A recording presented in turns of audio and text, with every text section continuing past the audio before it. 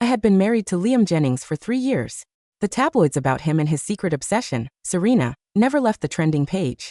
I saved your life, and I didn't care that you became a cripple. You'd better turn a blind eye to my business with Serena, he once told me. I endured it for 3 long years. But then, I accidentally overheard him talking to his assistant. Don't let her stand up. A cripple is much easier to control. Eventually, he was the one paralyzed in bed. He grabbed my hand, begging me not to leave him. I let out a cold laugh. 3 years of me being a cripple in exchange for you being paralyzed for life? It was worth it. Ms. Avery, your legs are almost fully recovered. With a week of physical therapy, you'll be walking like a normal person again. The doctor shared the news with a smile. I rushed home, desperate to tell Liam the good news. I couldn't find him on the first floor. With the help of my crutches, I struggled up to the second floor and heard voices coming from the study. Mr. Jennings, the imported medication from overseas arrived 2 days ago. Should we start the the missus on it? No need. Liam's voice was icy. A cripple is easier to control. My heart skipped a beat. I froze in place. Also, the 2 men who took the fall and went to prison for Miss Serena 3 years ago have been released. How should we handle them? Pay them off. Make sure they don't cause trouble for Serena. And what about your wife? Serena didn't mean to hit her and paralyze her back then. Marrying Avery was already her compensation. Once Serena retires from the spotlight, I'll naturally send Avery away. My legs gave out, and I slumped to the floor. I always knew Liam loved Serena Vance. But to protect her image as a top star, Serena had always refused to go public. 3 years ago, when their relationship was almost exposed, Liam married me to distract the paparazzi. For 3 years we lived in a polite, hollow shell of a marriage. Now the truth hit me. My supposed savior wasn't my salvation. He was the demon who dragged me into hell. I tried not to make a sound as I used my crutches to limp back to my room. At lunch, Liam acted as attentive as ever, placing food on my plate. Avery, you went for your checkup today, right? What did the doctor say? He looked concerned on the surface, but I didn't miss the sharp glint in his eyes. This time, I didn't tell the truth. The doctor said there's still no hope for a recovery. Liam looked visibly relieved, then comforted me with a gentle tone. It's okay. I'll take care of you no matter how long it takes. Don't rush it. I used to be moved by words like that. Now they only made my skin crawl. Of course he wasn't in a rush. He wasn't the one who couldn't walk. I'm full, I said. I put down my fork and let the maid wheel me back to my room. Liam blinked, stunned. He noticed I was acting differently, but he didn't have time to investigate. Serena's new show was about to premiere, and his heart was already with her. I dialed a number. On the other end, a man's voice sounded thick with forced calm. Avery, you finally decided to call me. Where are you? I cut him off. In 3 days, come take me away. Okay. At dinner, Liam brought Serena to the table. I told him I didn't want to come, but Liam insisted, Serena said. She leaned against him like a snake with no bones. Oh, I forgot the missus was here. Don't get me wrong, I'm just really dependent on Liam. Her eyes were full of provocation. Liam's voice was doting. Avery is big-hearted. She won't misunderstand. Of course I wouldn't. You two deserve each other. I kept my head down and ate quietly. Serena suddenly giggled and poked Liam's chest. I'm happy today. I want a drink. Liam, stay with me, okay? Her voice was cloyingly sweet. Liam instinctively looked at me. Does Avery want a drink too? I shook my head. Liam followed her off, his footsteps fading toward the wine cellar. Serena's red lips curled into a smirk as she looked at me sideways. You don't actually think he married you because he likes you, do you? Her nails tapped against an empty glass. Listen up, little cripple. Let's try a little experiment. With a sharp crash, Serena smashed the glass. A jagged shard sliced right across my arm. Blood began to snake down my wrist. Ah! I cried out. Serena leaned close to my ear and laughed. Scream. Scream louder. Otherwise, I'd think you were a block of wood that never feels pain. I wonder, will Liam actually care about you this time? When Liam rushed upstairs, his pupils drifted. I was clutching my bleeding arm, while Serena was holding her face and sobbing. Miss Avery broke the glass herself. I was just trying to help her pick it up, but she hit me. She really was an actress. The tears came right on cue. Seeing Serena looking so pitiful, Liam's heart broke for her. He grabbed my arm, his voice as cold as ice. Apologized to Serena. I looked at the victorious glint in Serena's eyes and suddenly laughed. I'm sorry, Ms. Vance. How many times had I apologized now? I had lost count. Liam picked Serena up in his arms and walked away. I vaguely remembered him carrying me through the rain like that 3 years ago. Later that night, I couldn't sleep. I got up to get some water. Rustling sounds came from the second floor. I crept up the stairs. The noise was coming from the guest room. A man's voice was thick with repressed lust. Serena, Can't you just retire and marry me? I'm going crazy missing you. But you already have a wife. With a beauty in your arms, how could you have time for me? The woman giggled. Don't mention her. Sleeping with that cripple makes me feel disgusted. I only have feelings for your body. The door wasn't fully closed. Through the crack, I saw their bodies entangled under the dim light. It was sickening. Every second I watched felt like a slow execution. Just as I was about to leave, Serena let out a sharp scream. Ah, it hurts, Liam. Serena, what's wrong? The lights flickered on. I gripped the doorframe with my weak legs. Liam rushed out, carrying Serena. His arm slammed hard into my chest. I fell heavily to the ground. What are you doing here? He was shocked at first, then furious. You saw everything? His gaze drifted down to my legs, his eyes sharp. Your legs? Get in the car. We're going to the hospital. At the hospital, the doctor scolded Liam while looking at a report. Intercourse is not recommended during the early stages of pregnancy. Serena is pregnant? Liam's voice was full of joy. Yes, almost 2 months. But there are signs of a threatened loss. She needs to stay for observation. As for Ms. Avery, the doctor hesitated. Are her legs okay? Liam's voice turned to ice the moment my name was mentioned. Regardless of the legs, Ms. Avery is also pregnant. The doctor's words were like a lightning bolt. Not only was Liam shocked, but I was frozen outside the door. I touched my still flat stomach and decided I had to leave immediately. I didn't call the maid. I left the wheelchair behind and leaned against the wall to reach the exit. But Liam's bodyguards caught me and dragged me back. Locked in a hospital room, Liam tore off his mask of gentleness. Clear the path. We aren't keeping the baby. I couldn't believe it. Why? Serena is pregnant. Her child cannot be born into a scandal. I'll send you both abroad. You'll raise Serena's child as your own. The procedure would hurt Serena's body too much, so you'll be the one to do it. It's decided. I'll compensate you. His tone was full of hollow charity. I turned my head away. I don't need it. I don't agree. Liam stared at me, shocked that I would fight back. Then he grew angry. You don't have a choice. Looking at my recovered legs, Liam called the guards. Ignoring my screams, they handcuffed me to the bed rail. When Liam heard I was on a hunger strike, he came to the hospital. I hadn't eaten or slept for 2 days. I had no strength left. I drifted in and out of consciousness. When I woke up, Liam was telling a nurse to give me an 4 drip. The procedure is tomorrow. Don't let her faint on the table. He saw my eyes open. He paused, his eyes narrowing. Are you hungry? Want something to eat? I didn't say a word. I had someone buy you some warm broth and snacks. Eat when you're ready. Seeing I wasn't going to talk, Liam felt a bit stifled. He walked out and called his assistant. Go to the mall. Order 2 designer bags and 2 diamond necklaces. Bring them to the hospital. On the day of the procedure, Liam texted me saying he was busy. He said he'd pick me up when I was discharged. I stared at the screen as memories flooded back. 3 years ago, I was in a hit and run on my way home. It was a pitch-black night. I lay on the ground, broken and terrified. Liam was the one who picked me up and rushed me to the ER. When I first found out I was paralyzed, I had a horrible temper. Even when I threw things and told him to leave, he never complained. He stayed by my side. Looking back, maybe it was just the last shred of his guilt. The procedure was over quickly. In a daze, I heard the doctor's voice full of pity. The fetus was developing so well. Such a waste. Hot tears rolled down my face. My heart felt like it was being shredded. Mrs. Jennings, your legs have recovered so well. Mr. Jennings will be thrilled. The maid looked at me using my crutches with a relieved smile. Her words felt like acid. The baby was gone. Liam would be thrilled indeed. I passed by the next room. Liam and Serena were both inside. My heart twinged with pain. So Liam wasn't too busy. He just didn't want to be with me. Serena saw me at the door and waved me in. Oh, is the missus in the hospital too? Liam, why didn't you tell me? I'm just pregnant, and Liam is making such a big deal out of it. Honestly. Are you feeling unwell, Avery? Why isn't Liam with you? Serena rubbed her belly, laughing triumphantly. Liam just looked at her with doting eyes. I touched my empty stomach and didn't answer. Liam frowned. Serena is just looking out for you. What's with the attitude? Don't be so mean, Liam, Serena chirped.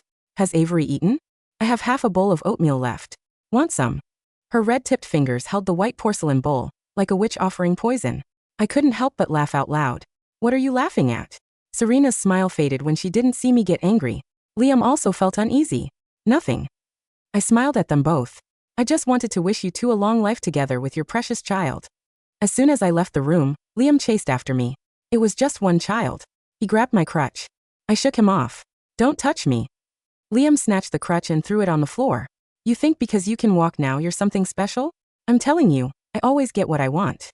A private jet will pick you up in 2 days. You'd better behave. Liam signaled a bodyguard and pointed at the crutch. Throw that away. He pulled me into a forced embrace, stroking my back. Avery, we'll have our own children later. He didn't know that for us, there was no later. That evening, Liam brought me home. He wanted to stay and take care of me. He even bought a chicken to make soup. But Serena's call came in first. Liam, the doctor says I need blood work today. I'm so scared. That damsel in distress voice hooked Liam immediately. I sent the maid away and went into Liam's study. It wasn't locked. I opened his laptop. It asked for a password. I tried Serena's birthday. It opened instantly. There weren't many files on the desktop. I searched for a while until I found an unnamed folder. There were 2 videos inside. I took a deep breath and opened the first one. It was footage of the crash 3 years ago. A high-def camera had captured Serena in the driver's seat and Liam in the passenger seat. They were sharing a passionate kiss. The steering wheel slipped. The car sped up. And there I was, lying on the ground. It all happened in a split second. The second video was from the dashcam. What do? I hit someone. Serena's voice was panicked. Liam comforted her. Don't worry. I'll find someone to handle it. Liam called his assistant. Using his wealthy man powers, he quickly found 2 scapegoats to take the fall. But because they waited so long to report it, I missed the window for emergency treatment. I was paralyzed for 3 years. My hands shook as I copied the files to my USB drive. Suddenly, I heard a noise downstairs. I pulled the drive out, deleted the history, and shut the laptop just as Liam burst in. What are you doing in my study? Liam's face was dark, his voice a cold roar. I was bored. I wanted to play a game on your computer, but I couldn't get past the password. I pointed at the screen. Liam seemed to relax slightly, but his tone remained harsh. Don't come in here again without my permission. I shrugged and walked out. Maybe he felt he went too far, because he suddenly said, I'll have a new laptop sent to your room later. Before dinner, a brand new MacBook appeared on my desk. For 3 years, nothing new had been added to my room except basic necessities. If I hadn't seen his true face, I would have been moved to tears. Now, I didn't even want to unwrap it. It would fetch a better price as a resale. I packed my bags and called a law firm to draft divorce papers. Just as I hung up, Liam entered. Accompany me to the family estate for a gala tomorrow. I didn't want to cause trouble before I left, so I agreed. Tomorrow was Liam's mother's birthday. Usually, I'd go days early to help. Not this year. This year, I was sending a special gift. I wished her a very memorable birthday. The next day, Liam went to the estate ahead of me. Since I was acting submissive again, he didn't leave guards. The gown is in your room. Since your legs are fine, dress up. Don't embarrass me. I smiled and nodded. As Liam drove off, my smile kept flashing in his mind, making him feel strangely anxious. At the Jennings estate, the moment Liam walked in, Serena greeted him. Liam, you're finally here. We've been waiting. Liam's mother sat on the sofa, looking displeased. Where is Avery? Does she not know what day it is? She has no sense of duty as a daughter-in-law. No manners at all. Don't be angry, Mrs. Jennings. Avery just had a medical procedure and isn't feeling well. She'll be late. Wait, Avery had a loss. Usually, Liam found Serena's talkativeness sweet.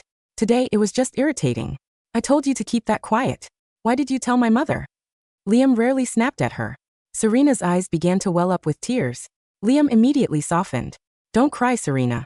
Today is a celebration. Let's not talk about unlucky things. He pulled her into his arms and looked at his mother. The party is starting. We'll talk later.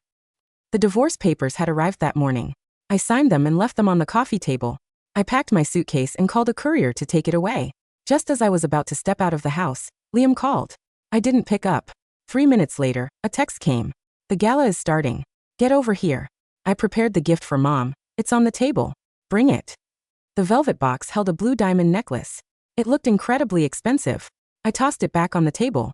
A necklace couldn't compare to the gift I had planned. Liam, Serena, enjoy the show. I blocked Liam's number and took a cab away from the house. After sending the text, Liam felt more and more uneasy. He kept checking his phone for a reply. The gala began. He had to put his anxiety aside. Suddenly, the giant screen in the ballroom flickered on. Hello, everyone. A familiar voice echoed. Liam looked up sharply. Today is Mrs. Jennings' birthday. I've prepared a massive surprise for her. Please enjoy the video. The screen showed the footage of Serena hitting me 3 years ago. It showed the clips of them kissing in the car. It showed Liam paying off the witnesses. The high-def footage left nothing to the imagination. Then a medical report appeared. The headline for tomorrow, Kissing Too Hard? Famous actress hits a pedestrian and flees while pregnant. Billionaire heir uses cash to cover it up. Congratulations to this trashy couple. You really deserve each other. Stay together forever. I'm done playing with you. Bye. The room erupted into chaos. Guests pulled out their phones to record. Some even started live streaming. Serena turned ghost white and started screaming. Turn it off. Stop filming. The gala was a total wreck. Liam's face was as black as coal as he ordered the screen to be shut down. After the guests were forced out, Liam's mother slammed the table. The Jennings family has never been this humiliated. Is Avery insane? Serena was sobbing, but Liam didn't have the energy to comfort her. What did "Bye" mean? Was she really leaving? Liam didn't want to believe it. Just then the maid rushed in. Mr. Jennings. The missus is gone. Her luggage is gone. She left this on the table. Divorce papers. The words felt like a hot iron searing Liam's eyes. The wheels of the train clattered against the iron rails, a rhythmic, beautiful sound that carried me away from my 3-year prison. I leaned my head against the cool glass of the window. The gray, rain-streaked sky of the city began to slide away, replaced by the deep green fields of the provincial capital. My arm, where Serena had sliced me with the glass shard, was neatly bandaged, but the real healing was happening inside my chest. I didn't feel the urge to cry. I didn't feel the suffocating terror that had defined my marriage. I felt completely, beautifully light. When the train finally groaned to a halt at the central station, I stood up. I didn't need the wheelchair. Leaning lightly on a single, elegant wooden crutch, I walked down the metal stairs and onto the platform. A tall, broad-shouldered man in a tailored black overcoat was standing near the exit. It was Julian Vance. Julian was the head of the Vance Group, a powerful low-profile shipping conglomerate that had been the Jennings Group's primary rival for decades. But, more importantly, Julian had been my late father's favorite student, a man who had spent 3 years searching for me after my accidental marriage to Liam. When he saw me walking toward him, his hands shook and his deep, dark eyes filled with an intense, painful relief. He rushed forward, wrapping his arms around me, holding me so tightly against his chest that I could hear the frantic, rapid beating of his heart. Avery, he whispered, his voice cracked. You're finally back. I've got you. I'm here, Julian, I said, my tears finally spilling over my lashes, wet and warm against his coat. The contract is over. Let's get you to the clinic, Julian said, taking my single suitcase and guiding me toward his private sedan. The physical therapy team is already waiting. In a week, you won't even need that crutch. As the car merged into the highway traffic, I turned on my new phone. I didn't need to check the local news to know that the bomb I had left behind at the Jennings estate had detonated. My phone was flooded with notifications from the city's major financial and entertainment channels. The headline was bold, brutal, and occupying the top 3 trending slots across every platform. Exclusive. Hit-and-run conspiracy exposed at Jennings Gala. Famous actress Serena Vance and billionaire Liam Jennings accused of systematic vehicular manslaughter cover-up. I leaned back into the leather seat, a cold, serene smile spreading across my lips. The show had begun. The fallout from the birthday gala was catastrophic. Within 12 hours, the police had officially reopened the hit-and-run investigation from 3 years ago. The 2 scapegoats who had taken the fall and gone to prison for Serena were brought back into the precinct, realizing that the Jennings Group's political and financial shield had been shattered by the viral video. They immediately signed confessions admitting that Liam had paid them $3 million each to perjure themselves. Serena's career was completely ruined. Her talent agency terminated her contract within 24 hours, citing brand damage and moral turpitude, and the production company of her upcoming premiere filed a $15 million lawsuit against her for breaching the contract's standard behavior clause. But the real disaster was happening at the hospital, driven by the extreme, manic stress of the public exposure and the impending arrest warrants. Serena's threatened miscarriage became a reality. The baby is gone, Mr. Jennings. The doctor's voice came through the speaker in the VIP holding room, sounding flat and entirely professional. We did everything we could, but the physical and emotional stress was too much. The fetal sac has completely detached. Liam stood in the center of the sterile room, his tailored suit wrinkled, his face a pasty, sickly gray. The child he had forced me to abort, the child he had sacrificed to protect. Serena's perfect, untainted image was gone. And now, Serena's child was gone, too. The irony was so absolute, so suffocating, that he had to grab the edge of the medical desk just to keep from falling. Mr. Jennings, his chief legal counsel rushed into the room, his face pale. The Vance Group's attorneys have just filed a civil suit against you on behalf of Ms. Avery. They are accusing you of intentional medical neglect, false imprisonment, and forced termination of a pregnancy under duress. They have submitted the medical records from the private clinic proving that you paid the head surgeon to withhold the imported neurological medication from Ms. Avery to keep her paralyzed. Liam's phone slipped from his hand, clattering onto the linoleum floor. He looked out the window toward the city skyline, realizing with a sudden, bone-chilling horror that the quiet, submissive wife who had sat in her wheelchair for 3 years had actually been his executioner. She had memorized his schedule, copied his files, and waited for the exact moment when her survival would cost him everything. 6 months later, the high-rise headquarters of the Vance Group was a tower of blue-tinted glass, overlooking the city's financial center. I stood in the penthouse office, looking out over the sparkling bay. I was wearing a tailored, emerald green silk trouser suit. My posture was relaxed, my face healthy, and my legs, now fully recovered after 6 months of intensive physical therapy, carried a quiet, elegant confidence. I was no longer the little cripple who apologized for the air she breathed. I was the chief executive officer of the Vance Group's new shipping division. Julian walked into the office, holding 2 glasses of champagne. He looked at me, his eyes filled with a deep, quiet warmth. "The court has finalized the asset division, Avery," Julian said, handing me a glass. "Because of the criminal indictment, the judge approved the immediate forfeiture of Liam's personal shares in the Jennings Group to pay for your civil restitution. You are now the majority shareholder of his family's firm." "Thank you, Julian," I said, my voice quiet but steady. "For everything." "There is one more thing," Julian added, his expression turning slightly grim.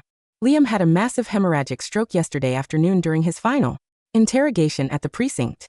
The doctors say his entire lower body is completely, permanently paralyzed." I paused, my champagne glass resting against my lips. "Paralyzed?" "Yes," Julian said.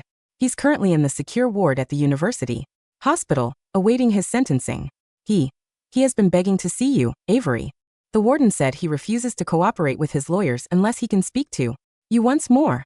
I looked out at the ocean, a soft, cold smile spreading across my lips. "Let's go," I said. I shouldn't keep my husband waiting. The university hospital's secure ward was quiet, smelling of cold disinfectants and iron. I walked down the hallway, my high heels clicking sharply against the polished linoleum floor, a rhythmic, powerful sound that echoed through the silent corridor. 2 armed police officers stood outside room 402, but when they saw Julian and me, they quickly opened the heavy steel door. I walked into the room. Liam was lying in the center of the bed, wearing a faded, hospital-issue gown. His face was hollow, his skin a sickly gray color, and a series of medical tubes were attached to his nose and arms. The powerful, commanding air of the Jennings Group looked entirely small, broken, and defeated. When he heard the sound of my high heels, his head snapped toward the door. He stared at my legs, at my elegant walking figure, with a look of pure, agonizing disbelief. "Avery," he whispered, his voice dry and raspy, his hand reaching out from the bedsheet, trembling. You're walking." I stood beside his bed, looking down at him from a height he would never reach. Again, I didn't feel angry. I didn't feel the old, suffocating pain. I simply looked at him with a polite, freezing indifference. "Yes, Liam," I said, my voice calm and even. "I've been walking for months." "Please don't leave me," Liam sobbed, his fingers desperately trying to reach my hand, but I kept my hands in my pockets, out of his reach. I was wrong. I was stupid. Serena, she lied to me. She was using me. The hit and run. I only covered it up because I thought she was fragile. "But you're my wife. Avery. We can start over. I'll make it up to you, I swear." He grabbed my coat sleeve, his face covered in tears, begging me with the exact same frantic, pathetic desperation I had shown him in his study 3 years ago. "Avery, please. I always loved you. I'll give you everything. Just don't leave me in this bed." I let out a cold, soft laugh, the sound echoing through the sterile white room. Like ice. I leaned down, my voice a low, whispering scalpel that cut through his last remaining hope. 3 years of me being a cripple in exchange for you being paralyzed for life. Liam. I said, my smile widening. It was worth it. I gently, but firmly, pulled my sleeve from his trembling grip, stepping back to let his fingers grasp empty air. "And don't worry about Serena," I added softly. "She's in the women's facility down the road. She was sentenced to 12 years for perjury and vehicular manslaughter this morning. I'm sure you'll have plenty of time to write her love letters." "Vittoria, Clara, Avery," Liam screamed, his voice rising to a frantic, hysterical pitch as the guard stepped forward to escort me out of the room. Thrashed against the bedsheets, his upper body shaking, but his legs remained completely motionless under the white blanket. "Don't leave me, please, Avery."